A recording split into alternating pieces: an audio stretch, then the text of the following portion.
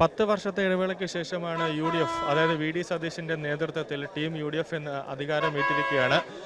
ഇന്ന് രാവിലെ മുതൽ തന്നെ തിരുവനന്തപുരം നഗരത്തിൽ കനത്ത സുരക്ഷാ വലയത്തിലാണ് തിരുവനന്തപുരം നഗരം ഉണ്ടായിരുന്നത്. രാവിലെയോടുകൂടി തന്നെ രാഹുൽ ഗാന്ധി, അതോടൊപ്പം തന്നെ പ്രിയങ്ക ഗാന്ധി, അതോടൊപ്പം മല്ലികാർജ്ജുന ഖാർഗെ എല്ലാവരും കൂടെ തന്നെ എത്തിയിട്ടുണ്ട്. കൂടാതെ ഇന്ത്യ സംഘത്തിലെ മുഖ്യമന്ത്രിമാർ, അതായത് മറ്റ് സംസ്ഥാനങ്ങളിൽ കോൺഗ്രസിൻ്റെ ഭരണമുള്ള മറ്റ് സംസ്ഥാനങ്ങളിലെ മുഖ്യമന്ത്രിമാർ, അത് ഇന്ത്യ സംഘത്തെ പ്രതിനിധീകരിക്കുന്ന മുഖ്യമന്ത്രിമാരും കൂടെ ഈ ഒരു കേരളത്തിൽ UDF അധികാരമേൽക്കുന്നത് സാക്ഷിയാകാനായിട്ട് എത്തിയിട്ടുണ്ട്.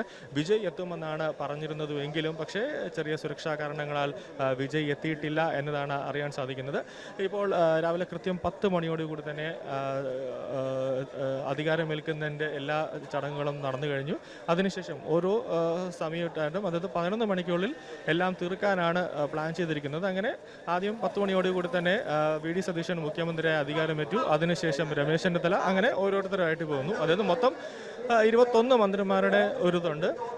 ഇന്നലെ രാത്രിയോടുകൂടി തന്നെ, അതായത് ഇന്നലെ ഒരു ഉച്ചയ്ക്ക് ശേഷം ഗവർണറുടെ ഒരു അറിയിപ്പുണ്ടായിരുന്നു. അതായത് സത്യപ്രതിജ്ഞ ചെയ്യുന്ന മന്ത്രിമാരും അതോടൊപ്പം തന്നെ വി ഡി സതീശനും കൂടാതെ ചീഫ് സെക്രട്ടറിയും അടക്കം വേറെ ആരും തന്നെ സത്യപ്രതിജ്ഞ ചെയ്യുന്ന വേദിയിൽ വരാൻ പാടില്ല എന്നൊരു നിർദ്ദേശമുണ്ടായിരുന്നു. പക്ഷേ അത് ഇന്ന് രാവിലെയോടുകൂടി തന്നെ അതിൻ്റെ ഒരു ക്ലിയറൻസൊക്കെ പ്രോട്ടോകോൾ വിഭാഗം രാജ്ഭവനിൽ നിന്ന് വാങ്ങി എന്നതാണ് ഏറ്റവും പ്രധാന കാര്യം.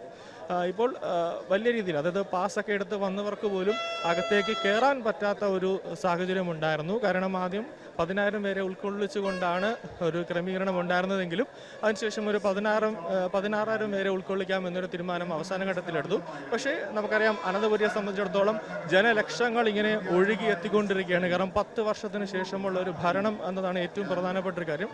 അങ്ങനെ ഒരുപാട് പേർക്ക് അകത്തേക്ക് കയറാൻ സാധിച്ചിട്ടില്ല എന്നൊരു വിഷമം പ്രവർത്തകർ തന്നെ പങ്കുവയ്ക്കുന്നുണ്ട്. പക്ഷേ തിരുവനന്തപുരം നഗരം മൊത്തത്തിൽ അവർ കാണാനുള്ള ഒരു തയ്യാറെടുപ്പിലേക്ക് പ്രവർത്തകരടക്കം ഒന്നടക്കം നിൽക്കുന്ന ഒരു കാഴ്ചയാണ് നമുക്ക് കാണാൻ സാധിക്കുന്നത്.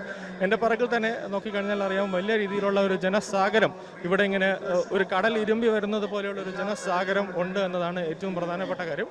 അങ്ങനെ വലിയ രീതിയിൽ ജനങ്ങളിപ്പോൾ പ്രവർത്തകർ വന്നു, അതിനുശേഷം അവർ തിരികെ പോകുന്നുണ്ട്. ചിലപ്പോൾ ഈ പ്രവർത്തകർ KPCC ഓഫീസിലേക്ക് പോകാനുള്ളൊരു സാധ്യതയുണ്ട്. കൂടാതെ തിരുവഞ്ചൂർ രാധാകൃഷ്ണൻ, അതായത് സ്പീക്കർ തിരുവഞ്ചൂർ രാധാകൃഷ്ണൻ്റെ ഫ്ലക്സുകൾ, രമേശ് ചെന്നിത്തലയുടെ ഫ്ലക്സുകൾ, വി ഡി സതീശൻ്റെയൊക്കെ ഫ്ലക്സുകൾ, അതൊക്കെ കൊണ്ട് വലിയ രീതിയിലൊരു ആഘോഷം നടത്താനുള്ള ഒരു നീക്കത്തിലേക്ക് പ്രവർത്തകർ പോകുന്നു എന്നതാണ് ഏറ്റവും പ്രധാനപ്പെട്ട കാര്യം. ഇന്നലെ രാത്രിയോടുകൂടി തന്നെ പല ജില്ലകളിൽ നിന്നടക്കം ലക്ഷക്കണക്കിന് പ്രവർത്തകരാണ് അനന്തപുരിയിൽ ഈ സത്യപ്രതിജ്ഞയ്ക്ക് സാക്ഷ്യം വഹിക്കാനായിട്ട് ഒഴുകിയെത്തിയത്.